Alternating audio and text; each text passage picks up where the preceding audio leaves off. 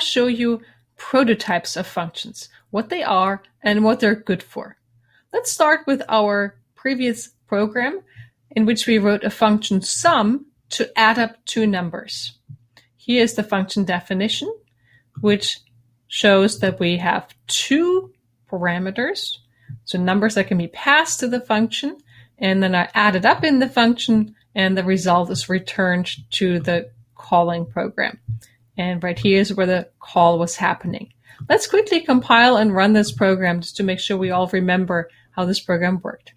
I'll execute it step by step. So in our function main, we have variables a, b, and result, and then we're asking the user to enter two integers. This time let's enter 4 and 8. And next we're printing out you entered 4 and 8, and now we're calling this function sum.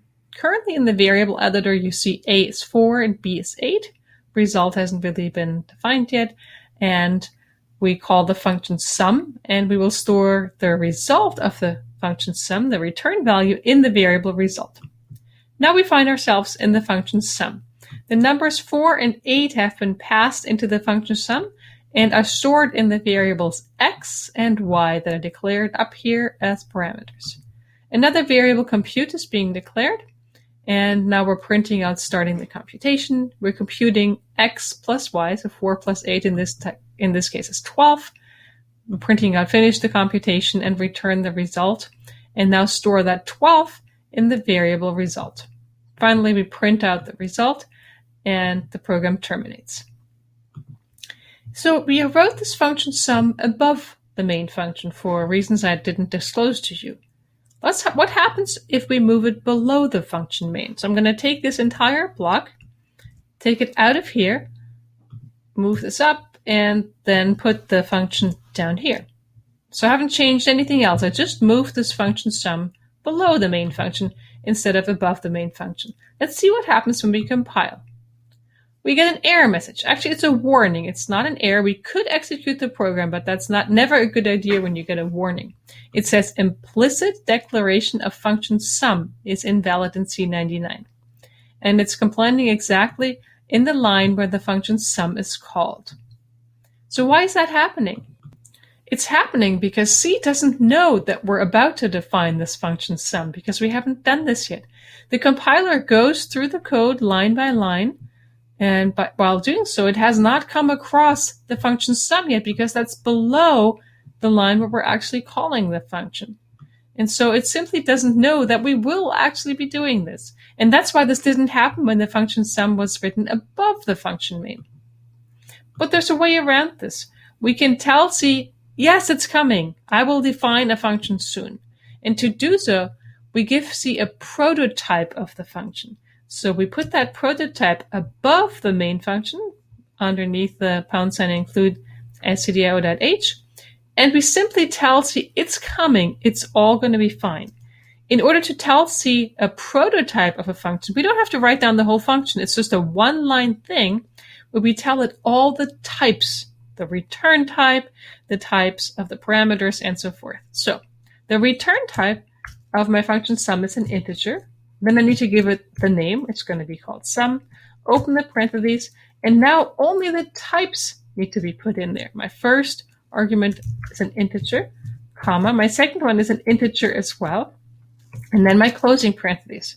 And here's a big difference between a function definition and a function prototype. This is the prototype, so we just terminate it with a semicolon. That tells C this whole thing is a prototype. The return value is an integer, the name is sum, and it takes 2 arguments of type integer.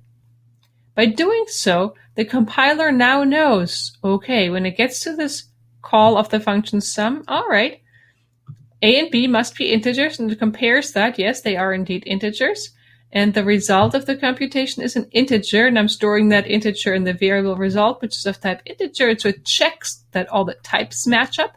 And if they do, then it won't complain anymore. So if we compile now, there's no complaint and we can actually execute the code. Let's do that again step by step. We enter the function main, a, b, and result are declared. The user is asked to enter 2 integers. This time, how will we enter? 33 and 56. And next we're printing out what we entered. We entered 33 and 56. And now we call this function sum. Currently A has the value 33, B has the value 56. We call sum, and the compiler didn't complain because we had the prototype, and it now knows how to go down to this function sum.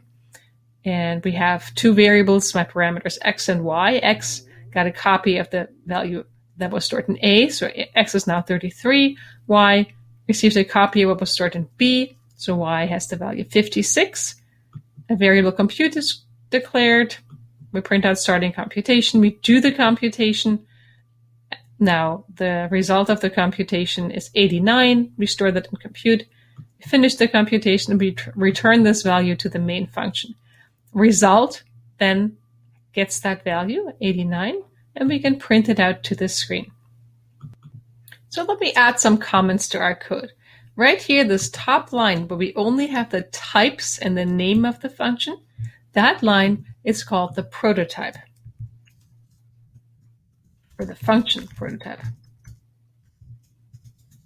And it serves the purpose of telling the compiler the definition is coming, don't worry. These are the types that we'll be using. The compiler can then verify when the function is used and called, whether it's called properly with the proper types of arguments and the proper return type. Then down here, we have the function definition. That's where the meat of the code is. That's what tells C what this function actually does. The prototype has no idea what the function does. It only knows about the types involved. But that's enough to make the compiler happy so that it can compile and translate the code into machine language so that we can actually run the code. This is a better style for functions. Functions should generally be written below the main function and with a prototype up top, because that makes your code most flexible. We will write more than one function soon, and sometimes a function that calls another function. And at some point, it would get very confusing to put all these functions above the main function in the correct order so that at each calling point, the function definition has already happened. And so it's simply a safer practice to always write all your functions below the main function and all your prototypes right at the top.